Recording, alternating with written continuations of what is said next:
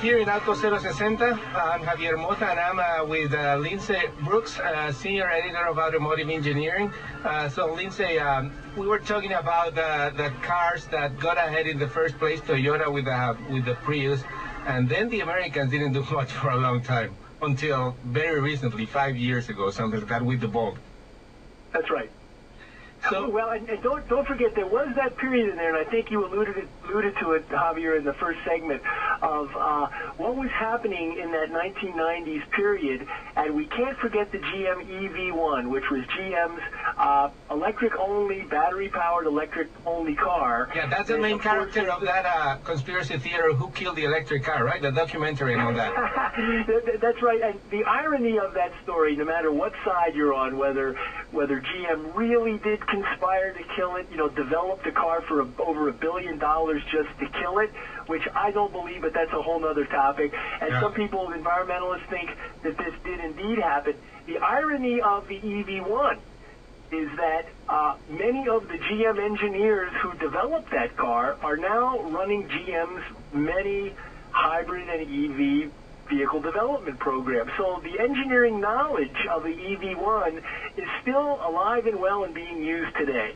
Because I guess it's the basics, right? We were talking about before about the Henry Ford and Ferdinand Porsche developing electric and hybrid cars 100 years ago. The basics are the basics.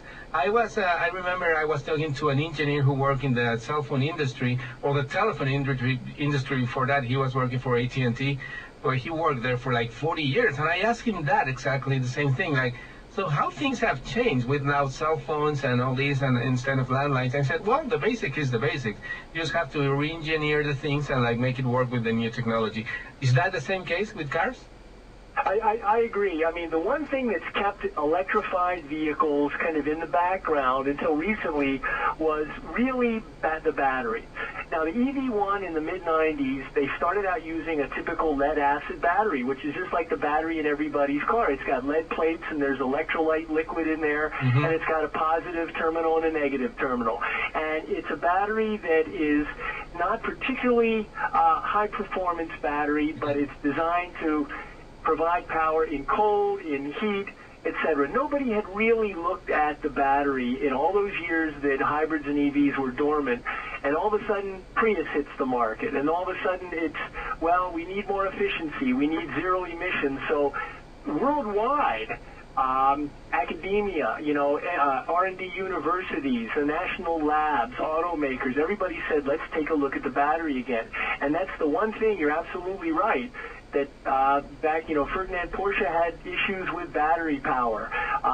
The later guys had issues with battery power. And now we're still trying to develop the ideal car battery for electrified vehicles. And there's just enormous work going on right now, billions of dollars worldwide being put into battery development for hybrids and EVs. Yeah, they were talking, I remember when the Prius came out in 97, a few years later, there was a huge debate between the Prius, Toyota was making the Prius, and then GM was making the Hummer. And then there was also a debate talking about how the battery of the Prius back then was more pollutant than the Hummer. And I guess that you said that technology, that's been the main problem, developing the right technology for the battery. Do you agree with that argument that the first Toyota battery was more pollutant than the Hummer?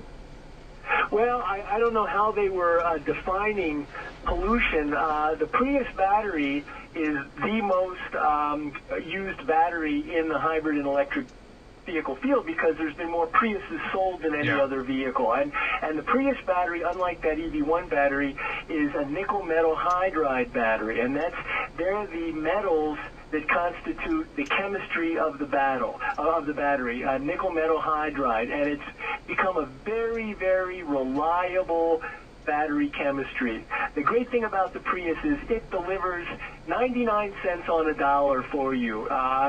It's advertised as being, 50 plus mile per gallon, and it delivers. And Javier, I know you've driven these cars.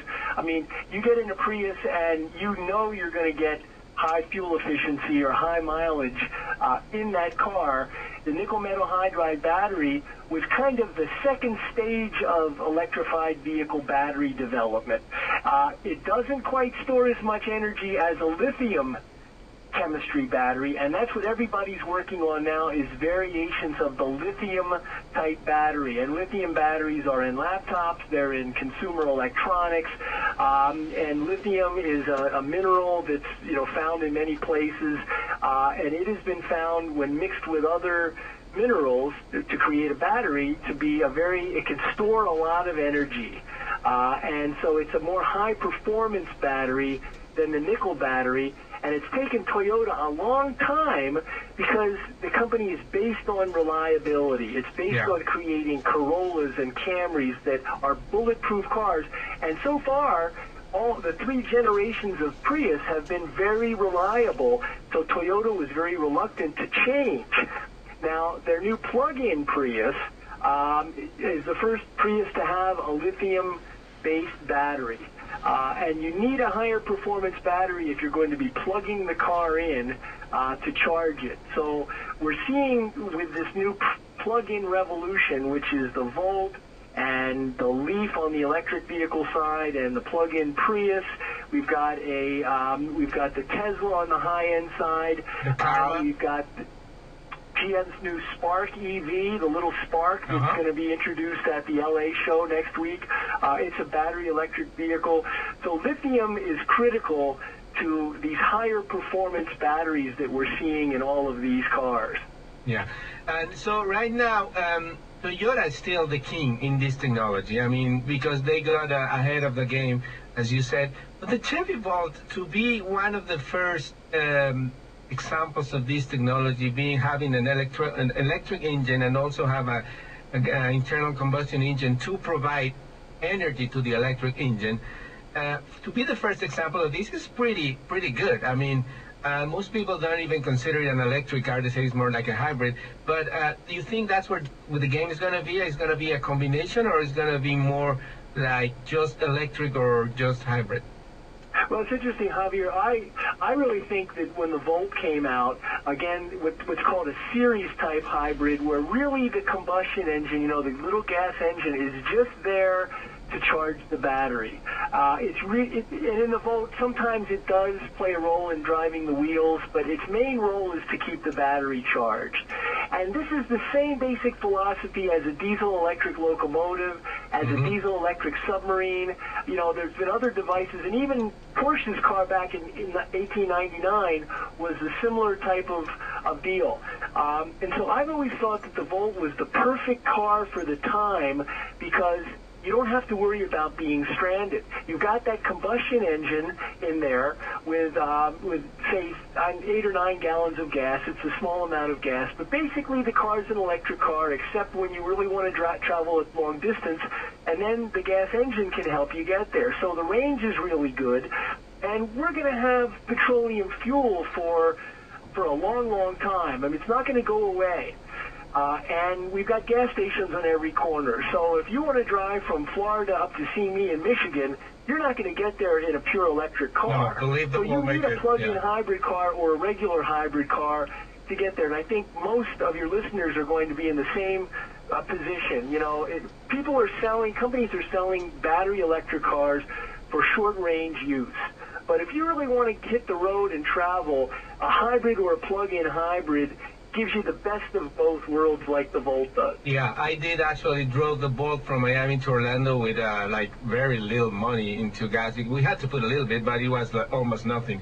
And I also once drove the hydrogen Mercedes-Benz B-Class car, and it was a very funny trip because they were going around the world with this car, which is of hydrogen, compressed hydrogen energy, but the support team was like 8 huge trucks, two sprinters with a huge pump to compress the hydrogen and all that. So the technology is there, but the infrastructure is not there yet.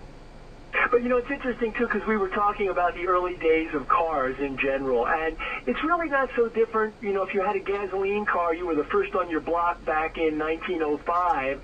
you know, you had to, like you said, you had to go to your pharmacy. Yeah. Maybe they had gasoline, maybe they didn't. It's really no different 110, 20 years later with trying to find a place to charge your car. If you've got a compressed natural gas car or a hydrogen car, to find, you know, where the stations are to get that kind of fuel.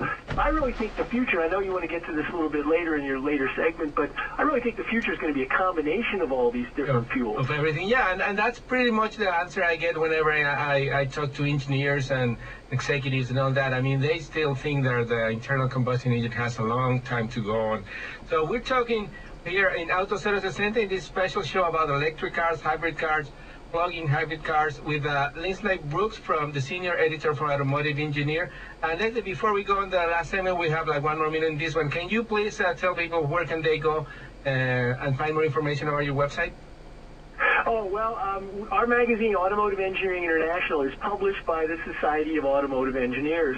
And you can go to AEI-online.org. That's AEI-online.org to see our magazine online. And if you're an automotive engineer, you should really be a member of the SAE. Many of them are. Excellent. So when we come back, we're going to talk about the new car that is like causing a roar everywhere, the Tesla Model S. Everybody's talking about it like the car of the future.